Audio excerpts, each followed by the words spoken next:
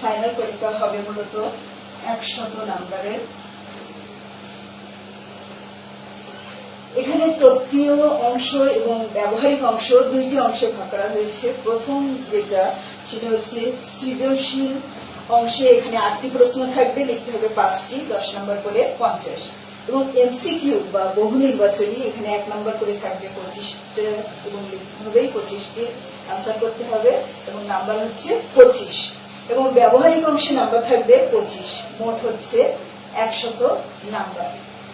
জীববিজ্ঞানের প্রারম্ভিক অংশে যদি আমরা দেখি, জীব জগৎ, সমস্ত জীব জগৎকে কিন্তু আমরা মূলত দুইটি ভাগে ভাগ করতে পারি। একটি হচ্ছে উদ্ভিদ এবং আরেকটি হচ্ছে প্রাণী।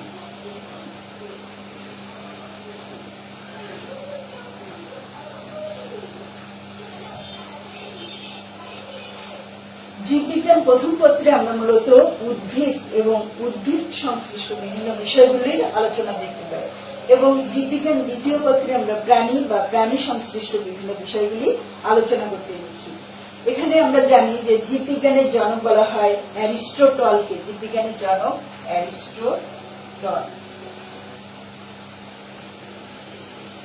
আবার প্রাণী বিজ্ঞানের জনকও কিন্তু অ্যারিস্টটল, কিন্তু উদ্ভিদ বিজ্ঞানের জনক হচ্ছে থিওফ্রাস্টাস।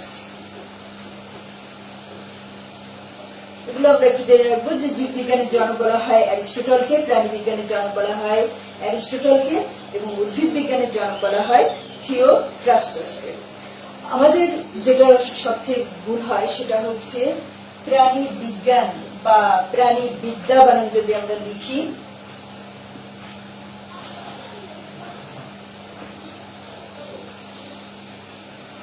প্রাণী বিদ্যা বা প্রাণী বিজ্ঞান বানান যদি আমরা লিখি তাহলে সেখানে দেখবা যে হচ্ছে রস্যিকার দেয়া, কিন্তু যখন আমরা প্রাণী লিখি তখন কিন্তু আমরা দিই পয়রফলা আকার মধ্যাহ্ন দীর্ঘী। এখানে প্রাণী হচ্ছে বিশেষ্য এবং এর সঙ্গে যখন অন্য কিছু যোগ হবে তখন সেটা হয়ে যাবে বিশেষণ। সেই ক্ষেত্রে আমাদের হয়ে যাবে মধ্যাহ্ন রশ্মি। সেটা প্রাণী বিদ্যাও হতে পারে, প্রাণী বিজ্ঞান বা প্রাণী বৈচিত্র্য হতে পারে। আমাদের জীববিজ্ঞান দ্বিতীয় পত্রের মোট অধ্যায় রয়েছে 12টি।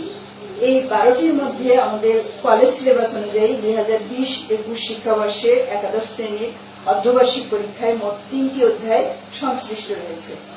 আমি তোমাদের আজ যে বিষয়টি নিয়ে আলোচনা করব সেটা হচ্ছে অধ্যায় 2-এ প্রাণীর পরিচিতি বা অ্যানিমাল আইডেন্টিটি।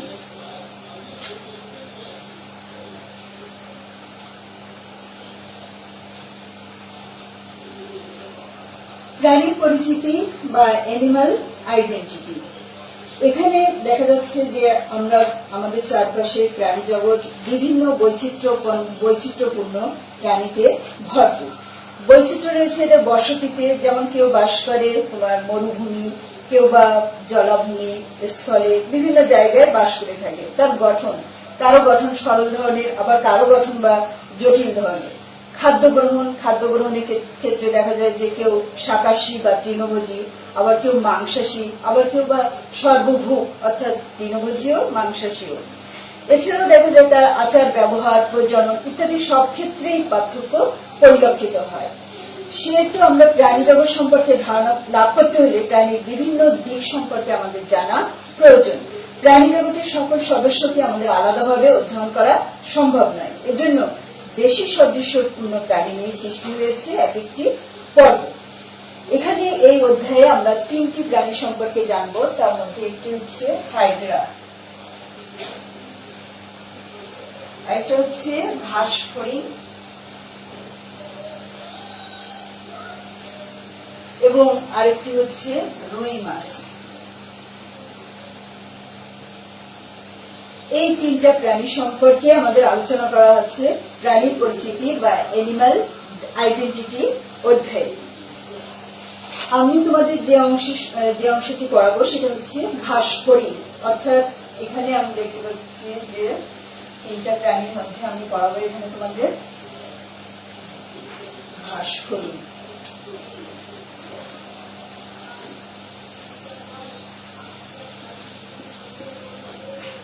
ঘাস ঘাসফড়িংটাকে আমরা ইংরেজিতে বলে থাকি গ্রাস হোপার। গ্রাস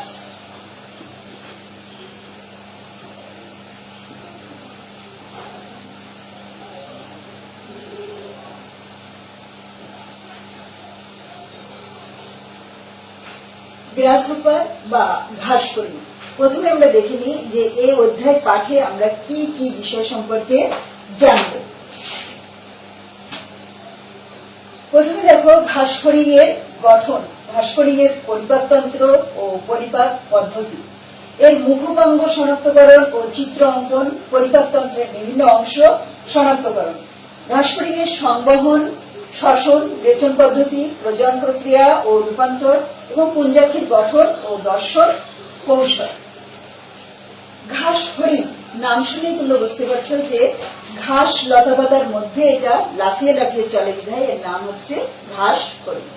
গ্রাস হোপার, ইংরেজি গ্রাস মানে ঘাস, হোপ মানে লাফানো, ঘাসের মধ্যে লাফিয়ে চলে বিধায় আমরা একটু বলতে পারি ঘাসফড়িং বা গ্রাস হোপার। এবার আমরা দেখি এই যে ঘাসফড়িং, এটা মূলত দুই ধরনের ঘাসফড়িং আমরা দেখতে পাই।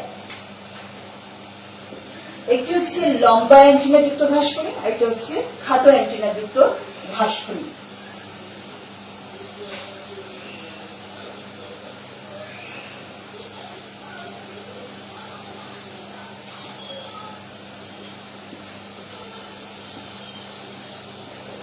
লম্বা অ্যান্টিনা যুক্ত, আর একটা হচ্ছে খাটো অ্যান্টিনা যুক্ত।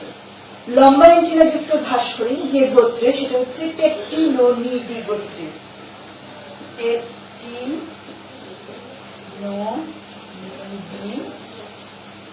গোত্রের। এবং খাটো অ্যান্টিনা যুক্ত ঘাসফড়িং যে গোত্রে, সেটা হচ্ছে অ্যাক্রিডিডি।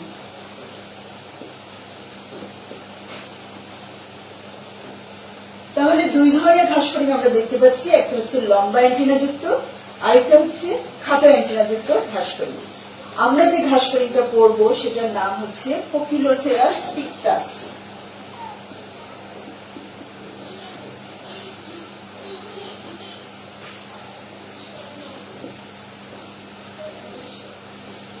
পোকিলোসেরাস পিকটাস। এই যে ঘাসফড়িং আমরা যেটা পড়বো সেটা হচ্ছে খাটো অ্যান্টিনা যুক্ত ঘাসফড়িং বা অ্যাক্রিডিডি গোত্রের ঘাসফড়িং। পৃথিবীতে প্রায় 20,000 প্রজাতির ঘাসফড়িং শনাক্ত করা হয়েছে। তার মধ্যে বাংলাদেশে পাওয়া যায় মাত্র 20 প্রজাতির ঘাসফড়িং। তার মধ্যে পোকিলোসেরাস পিকটাস একটি অন্যতম। ঘাসফড়িং এর আরেকটি প্রজাতি যেটার নাম হচ্ছে পঙ্গপাল বা লোকাস্ট। তোমরা একটা নাম শুনে থাকবে, পঙ্গপাল বা লোকাস্ট।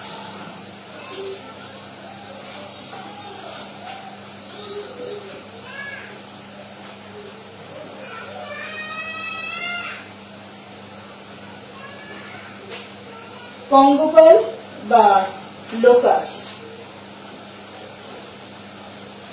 এরা মূলত বাদামি বর্ণের একটি পতঙ্গ এবং এরা দল বেঁধে ঘুরে ঘুরে বেড়ায়। এবং এই দল বেঁধে ঘুরে ঘুরে বেড়ার কারণে এরা দেখা যায় যে এখানে আক্রমণ করে, সেখানে মুহূর্তের মধ্যে সমস্ত ক্ষেতের ফসল নষ্ট করে ফেলে। সাধারণত গ্রীষ্মমন্ডলীয় দেশের জন্য এরা মারাত্মক রকমের হুমকি স্বরূপ। এই অধ্যায়ের ব্যবহারিক অংশে আমরা আরশোলাও একটা আর্থ্রোপোডা পর্বের প্রাণী দেখতে পাবো, সেটা হচ্ছে আরশোলা। তার মুখপাঙ্গ এবং অন্যান্য পরিপাকতন্ত্রের বিভিন্ন অংশ সম্পর্কেও আমরা জানবো। আরেকটা জিনিস আমাদের জেনে রাখতে হবে, সেটা হচ্ছে পতঙ্গ কি। এক নম্বরের একটা প্রশ্ন হয়তো থাকতে পারে, পতঙ্গ কি? সাধারণত কাইটিন যুক্ত বহিকঙ্কাল এবং 3 খণ্ড বিশিষ্ট দেহ। এর দেহ থাকবে 3টা খণ্ডে বিভক্ত, মস্তক, বক্ষ ও উদর, এবং থাকবে 1 জোড়া ডানা এবং 3 জোড়া পা, এবং চোখের গঠনটা হবে পুঞ্জাক্ষী। এই সকল বৈশিষ্ট্যের কারণে একে বলা হচ্ছে পতঙ্গ বা ইনসেক্টা শ্রেণীর সদস্য, ইনসেক্টা শ্রেণীভুক্ত সদস্য। তাহলে আমরা জানবো পতঙ্গ কি। এবার আমরা দেখি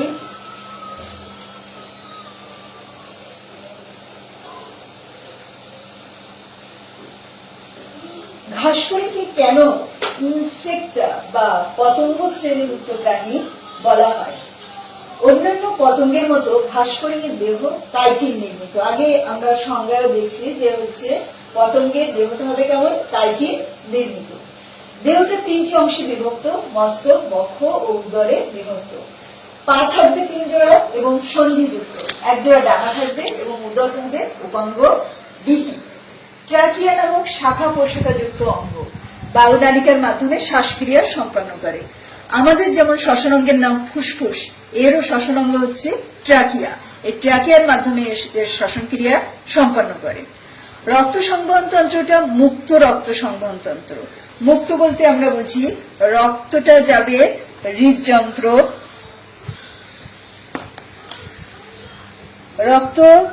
হৃদযন্ত্র থেকে নালিকার মাধ্যমে দেহ গহ্বরে প্রবেশ করবে এবং দেহ গহ্বর থেকে আবার নালিকা পথে এটা ফিরে আসবে কোথায়, হৃদযন্ত্রে। এরকম রক্ত সংবহন তন্ত্রের কারণে একে বলা হচ্ছে মুক্ত রক্ত সংবহন তন্ত্র। তাহলে রক্ত সংবহন তন্ত্রটা হবে কেমন, মুক্ত, এবং মালপিজিয়ান নালিকার মাধ্যমে রেচন ক্রিয়া সম্পন্ন করে। আমরা জানি একটা আছে মালপিজিয়ান নালিকা আর একটা আছে মালপিজিয়ান বডি। মালপিজিয়ান বডিটা সাধারণত আমাদের ক্ষেত্রে দেখা যায়, আমাদের বৃক্কের যে রেচন অঙ্গের একক নেফ্রন, এখানে আমরা সাধারণত দেখতে পেয়ে থাকি। তাহলে ঘাসফড়িং কেন ইনসেক্টা বা পতঙ্গ শ্রেণীভুক্ত প্রাণী সেটা আমরা জানলাম। এবার আমরা আসি শ্রেণীতাত্ত্বিক অবস্থান। একে ইংরেজিতে বলা হয় সিস্টেমেটিক পজিশন, আবার আমরা ক্লাসিফিকেশন বা শ্রেণীবিন্যাসও বলতে পারি। এখানে দেখো ফাইলাম, ফাইলামের বাংলায় আমরা বলি পর্ব। পর্ব হচ্ছে আর্থ্রোপোডা। আর্থ্রোপোডা কেন বলা হচ্ছে, সন্ধিপদী এবং কাইটিন নির্মিত বহিঃকঙ্কালের কারণে একে বলা হচ্ছে আর্থ্রোপোডা। এখানে আর্থ্রোপোডা আমরা দেখি গ্রিক আর্থ্রোন, গ্রিক শব্দ আর্থ্রোন, আর্থ্রোন অর্থ জয়েন্ট বা সন্ধি, এবং পডোস অর্থ ফুট বা পা। এ থেকেই আর্থ্রোপোডা শব্দের উৎপত্তি। গ্রিক আর্থ্রোন অর্থ জয়েন্ট বা সন্ধি, আর পডোস অর্থ ফুট বা পা। পৃথিবীতে সবচেয়ে বৃহত্তম যে পর্ব তার নাম হচ্ছে আর্থ্রোপোডা। সৃষ্টি জগতের প্রায় 3/4 প্রাণী আর্থ্রোপোডা পর্বের প্রাণী। তাহলে ফাইলাম বা পর্ব হচ্ছে আর্থ্রোপোডা। ক্লাস আগেই জেনেছি আমরা ইনসেক্টা শ্রেণীভুক্ত সদস্য। ক্লাস মানে শ্রেণী, কারণ দেহ, মস্তক, বক্ষ ও উদর এই 3টি অঞ্চলে বিভক্ত। অর্ডার অর্থোপটেরা, 2 জোড়া ডানা বিশিষ্ট হওয়ার কারণে একে বলা হচ্ছে অর্থোপটেরা। অর্ডারের বাংলায় আমরা বলে থাকি বর্গ। এবং ফ্যামিলি অ্যাক্রিডিডি গোত্রের, খাটো অ্যান্টেনা যুক্ত। ফ্যামিলি মানে গোত্রের। আমরা আগে দেখেছি 2 প্রকার ঘাসফড়িং, একটা হচ্ছে লম্বা অ্যান্টেনা যুক্ত আর একটা খাটো অ্যান্টেনা যুক্ত। খাটো অ্যান্টেনা যুক্ত হওয়ার কারণে এর গোত্রের নাম হচ্ছে অ্যাক্রিডিডি। জেনাস বা গণ পকিলোসেরাস, স্পিসিস পকিলোসেরাস পিকটাস। এখানে দেখো জেনাস এবং স্পিসিস এর নিচে আমরা দাগ দিয়েছি। আমরা জানি যে দ্বিপদী নামকরণের ক্ষেত্রে গণ ও প্রজাতির নিচে আলাদা আলাদা ভাবে দাগ দিতে হবে, আর না হলে ইটালিক হরফে লিখতে হবে। এই যে শ্রেণীতাত্ত্বিক অবস্থান বা শ্রেণী বিন্যাস, এখানে আমরা phylum, class, order, family, genus, species, এগুলোর মধ্যে জেনাস আমি এখানে পকিলোসেরাস লিখছি, এখানে পি লিখে ফুল স্টপ দিয়েছি। যেহেতু আগেই পকিলোসেরাস লেখা আছে সেহেতু এখানে পি ফুল স্টপ দিলেই আমরা বুঝতে পারছি জেনাস পকিলোসেরাস। এগুলোকে আমরা সংক্ষেপেও লিখতে পারি, যেমন ফাইলাম, ফাইলামকে আমি সংক্ষেপে পি লিখতে পারি। ক্লাস, ক্লাসকে সি, অর্ডারকে ও, ফ্যামিলিকে এফ, জেনাসকে জি এবং স্পিসিস বা প্রজাতিকে এস পি ফুল স্টপ। এভাবেও আমি লিখতে পারি, পুরোটা না লিখেও সংক্ষেপে পি সি ও এফ জি এস পি এইসবেও আমরা লিখতে পারি। আচ্ছা, এরপর আমি যাচ্ছি বাসস্থান ও খাদ্য। এরা মূলত কোথায় বাস করে এবং কি কি খায় সেটা আমরা একটু দেখি। আচ্ছা, বাসস্থান বা হ্যাবিটাট। বাসস্থানের ক্ষেত্রে ঘাসফড়িং বিভিন্ন ধরনের জায়গায় এরা বাস করে। মূলত তৃণভূমি, চারণভূমি বা মাঠ, মরুভূমি, জলাভূমি প্রভৃতি জায়গায় ঘাস ফড়িং বাস করে। তবে ঘাস, পাতা, শস্য ও শস্যের কচি পাতা আহার করে বিধায় এই ধরনের নিচু বসতি এদের পছন্দ। স্বাদু পানি ও ম্যানগ্রোভ জলাশয়ে যেহেতু পানির উঠানামা বেশি হয়, সেহেতু এইসব বসতিতে ঘাস ফড়িং কম বাস করে। প্রতিকূল আবহাওয়ায় ঘাস ফড়িং বিপুল সংখ্যায় পরিযায়ী বা মাইগ্রেটরি হয়ে থাকে। খাদ্য, আমরা এর খাদ্য যদি দেখি, খাদ্য বা ফুড, এরা মূলত তৃণভোজী বা শাকাশী প্রাণী। ডিম থেকে ফোটার পরপরই নিম্ফ অবস্থায়, ঘাস ফড়িং এর যে অপরিণত অবস্থা তাকে আমরা বলছি নিম্ফ। এই নিম্ফ অবস্থায় এরা মূলত ছোট ছোট যে গাছ বা ঘাস, লতা পাতা এগুলো খেয়ে থাকে। তবে দুই একবার খোলস মোচনের পর একটু বড় হলে এরা কি করে, শক্ত উদ্ভিজ খাবারকে খাবার হিসেবে গ্রহণ করে থাকে। এর যে বিভিন্ন প্রজাতি, তারা বিভিন্ন ধরনের উদ্ভিদকে খাবার হিসেবে গ্রহণ করে থাকে। এবার আমরা আসি বাহ্যিক অঙ্গসংস্থান বা এক্সটার্নাল মরফোলজি। ঘাস ফড়িং এর একটা গুরুত্বপূর্ণ অংশ হচ্ছে এর বাহ্যিক অঙ্গসংস্থান বা এক্সটার্নাল মরফোলজি। ঘাস ফড়িং এর দেহ আমরা চিত্র দেখলে বুঝতে পারছি, এরা সরু, লম্বাটে এবং বেলনাকার ও দ্বিপার্শ্বীয় ভাবে প্রতিসম। পূর্ণাঙ্গ প্রাণী প্রায় 8 সেন্টিমিটার পর্যন্ত হয়ে থাকে। দেহের রং অনেকটা হলদে সবুজ, আবার কারো কারো দেহে আমরা ছোট ফোঁটা বা স্পটও দেখতে পাই। মিশ্রিত এই রং তাদের পরিবেশের সাথে মানিয়ে চলতে, এমনকি বর্ণময়তায়ও সাহায্য করে। এছাড়াও কিছু ঘাস ফড়িং আছে উজ্জ্বল নীল হলুদ রঙের। আমরা যে ঘাস ফড়িংটা পড়ছি কপিলোসেরাস পিকটাস, এটার রং কিন্তু উজ্জ্বল নীল হলুদ রঙের। আগে আমরা দেখছি এর সারা দেহে কাইটিন যুক্ত কিউটিক্যাল দ্বারা আবৃত থাকে। এই কিউটিক্যালের ভেতরে ও নিচে নানা ধরনের রঞ্জক পদার্থ বা পিগমেন্ট থাকায় এটা এর বর্ণময়তা পরিবর্তন করতে পারে, অর্থাৎ যে কোনো সময় যে কোনো বর্ণ ধারণ করতে পারে।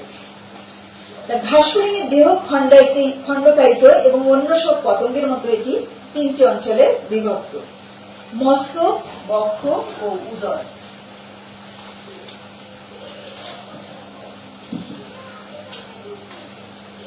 মস্তক বা হেড,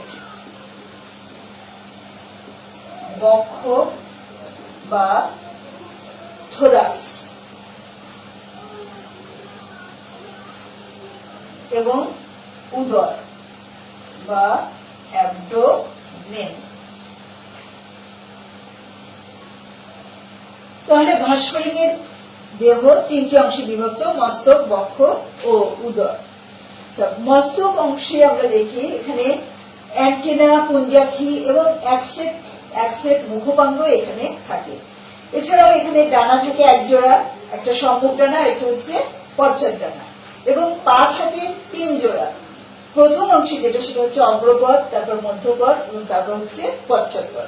এবং যে শ্বাসরন্ধ্র থাকে, শ্বাসরন্ধ্র বা স্পাইরাকার থাকে, এবং শেষের দিকে যে নলাকার অংশ আমরা দেখতে পাচ্ছি, সাধারণত স্ত্রী ঘাস ফড়িং আমরা দেখতে পাই, এর নাম হচ্ছে ওভিপজিটর। এবার আমরা একটু বিস্তারিত বা বিশদভাবে এর বর্ণনা দেখি। মস্তককে যদি আমরা বাইরে থেকে দেখি তাহলে এটাকে মনে হয় অখণ্ডকায়িত, কিন্তু এটা মূলত 6টি অংশে বিভক্ত এবং দেখতে অনেকটা নাশপাতির মতো। এবং এর মুখের যে স্ট্রাকচার, সেটাকে বলা হচ্ছে হাইপোগন্যাথাস।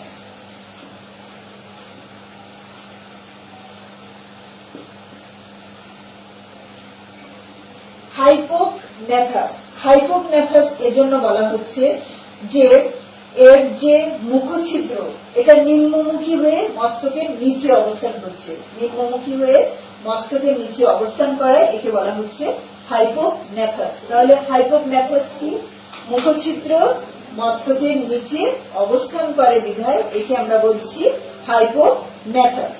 ঘাস ফড়িং গিরিবার মাধ্যমে মস্তককে বিভিন্ন দিকে ঘোরাতে পারে। এর যে মাথা, সেটাকে বলা হচ্ছে হেড ক্যাপসুল বা এপিক্রেনিয়াম।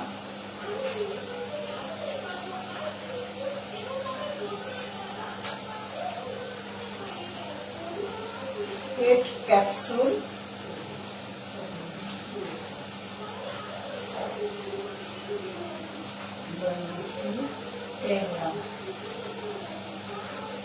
মস্তক অংশে আমরা আরো যেসব জিনিস দেখতে পাবো তার মধ্যে একটা অংশের নাম হচ্ছে পুঞ্জাক্ষী।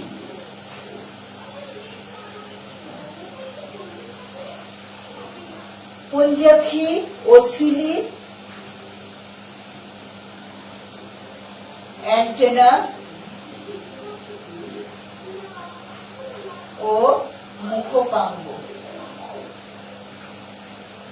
তাহলে মস্তক অংশে আমরা দেখতে পাবো পুঞ্জাক্ষী, ওসিলি, অ্যান্টেনা এবং মুখপাঙ্গ। আচ্ছা, প্রথমে আমরা দেখি পুঞ্জাক্ষী। পুঞ্জাক্ষীতে আমরা দেখি পুঞ্জাক্ষী বা কম্পাউন্ড আই ঘাসফড়িং এর মস্তকের উভয় দিকে, ঘাসফড়িং এর মস্তক বা মাথার উভয় দিকে পৃষ্ঠ পার্শ্বদেশের প্রথম খণ্ডকে একজোড়া পুঞ্জাক্ষী থাকে। এগুলো অবৃন্ত এবং মস্তকের এক বিরাট অংশ দখল করে থাকে। দৃষ্টিশক্তির দিক থেকে ঘাসফড়িং অন্য যে কোনো আর্থ্রোপড অপেক্ষা অনেক উন্নত।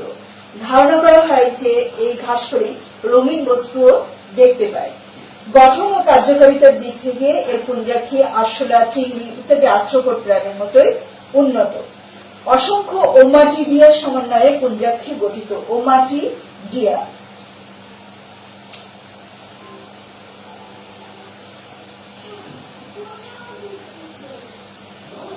অনেক সময় আমরা এমসিকিউ বা বহু নির্বাচনী প্রশ্ন দেখে থাকি যে পুঞ্জাক্ষীর গঠন ও কাজের একককে কি বলে, তখন আমরা বলতে পারি পুঞ্জাক্ষীর গঠন ও কাজের একক হচ্ছে ওমাটিডিয়া। এবার আমরা আসি ওসিলাস বা ওসিলি। ঘাসফড়িং এর দুইটি পুঞ্জাক্ষীর মাঝখানে থাকে তিনটি সরলাক্ষী বা ওসিলি। এরা মূলত পুরু, স্বচ্ছ এবং কিউটিক্যাল নির্মিত লেন্স দ্বারা আবৃত এবং এরা অনেক বেশি আলোক সংবেদী এবং রঞ্জক কোষ সমৃদ্ধ। এর যে আলোক সংবেদী কোষ থাকে তা মূলত রেটিনার কাজ করে থাকে। এরপর আমরা আসি অ্যান্টেনা বা শুঙ্গ। ঘাসফড়িং এর পুঞ্জাক্ষীর ঠিক উপরে যে অংশ আমরা দেখতে পাচ্ছি সেটা হচ্ছে অ্যান্টেনা। পুঞ্জাক্ষীর সামনে এবং দুই পাশে দুইটি লম্বা প্রসারিত ভাবে থাকে। অ্যান্টেনা দুইটি সামনে রেখে ঘাসফড়িং মূলত চলাফেরা করে এবং এরা ইচ্ছা মতো এগুলোকে নাড়াতে পারে। নাড়িয়ে এরা স্পর্শ, ঘ্রাণ এবং শব্দ তরঙ্গ অনুভব করতে পারে। অ্যান্টেনাতে মূলত আমরা তিনটি অংশ দেখতে পাই, তার মধ্যে একটা হচ্ছে এসকেপ, আরেকটা অংশ হচ্ছে পেডিসেল।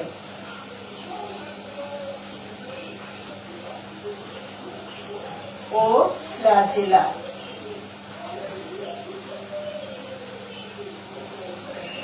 তাহলে অ্যান্টেনাতে আমরা তিনটি অংশ দেখতে পাই, এসকেপ, পেডিসেল এবং ফ্লাজেলা।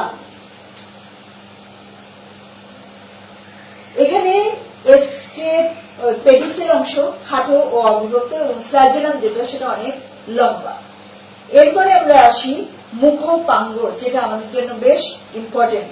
সেটা হচ্ছে মুখের চারদিক ঘিরে অবস্থিত নরমক্ষম সন্ধিযুক্ত উপাঙ্গগুলোকে এক কথায় বলা হয় মুখপাঙ্গ। মুখের চারদিক ঘিরে অবস্থান করে।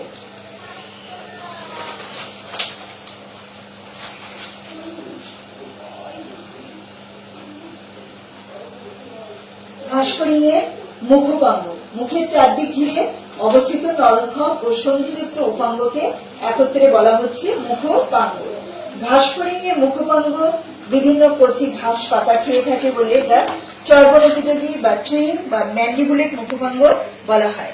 ঘাসফড়িং এর মুখপাঙ্গে আমরা মূলত পাঁচটি অংশ দেখতে পাই, ল্যাব্রাম, ম্যান্ডিবল, ম্যাগজিলা, ল্যাবিয়াম ও হাইপোফ্যারিংস। এগুলো আমরা ছোট ছোট করে কিছু বর্ণনা আমরা দেখি। ঘাসফড়িং এর ল্যাব্রাম, এটা মূলত অনেকটা চাপা আকৃতির এবং উপরের ওষ্ঠ বা ঠোঁট গঠন করে, রং সবুজ, বাদামি বা অন্য ধরনের হতে পারে। এর মাঝ বরাবর অংশে একটা খাস থাকে। খাসটি খাবার ধরে রাখতে এবং খাবারকে ম্যান্ডিবলের দিকে ঠেলে দিতে সাহায্য করে। ম্যান্ডিবল মুখছিদ্রের দুই পাশে অবস্থিত তিন কোণা ও কালো বা বাদামি রঙের বেশ শক্ত ও ভিতরের দিকে যে সুচালো করাতের মতো দাঁতযুক্ত অংশ তাকে বলা হচ্ছে ম্যান্ডিবল। এটা খাদ্য কেটে চিবানোয় সাহায্য করে। ম্যাগজিলা, ম্যান্ডিবলের পিছনে ও বাইরের দিকে প্রতি পাশে একজোড়া ম্যাগজিলা থাকে। ম্যাগজিলার উপরের অংশকে বলা হচ্ছে কার্ডো, তারপরের অংশকে বলা হচ্ছে স্টাইপস, এবং যে নখের মতো অংশ তার নাম হচ্ছে ল্যাসিনিয়া, এবং ঢাকনির মতো যে অংশ তার নাম গ্যালিয়া। গ্যালিয়ার পাশ থেকে 5টি খণ্ডে বিভক্ত ম্যাগজিলারি পাল্প বের হয়েছে। ম্যাগজিলায় এরা খাদ্যের স্বাদ গ্রহণ, খাদ্য এটি মুখে ধরে রাখতে এবং মুখের ভিতর প্রবেশ করাতে এবং খাদ্য চূর্ণকরণে সাহায্য করে। এরপর হচ্ছে ল্যাবিয়াম, একে বলা হচ্ছে অধ ওষ্ঠ।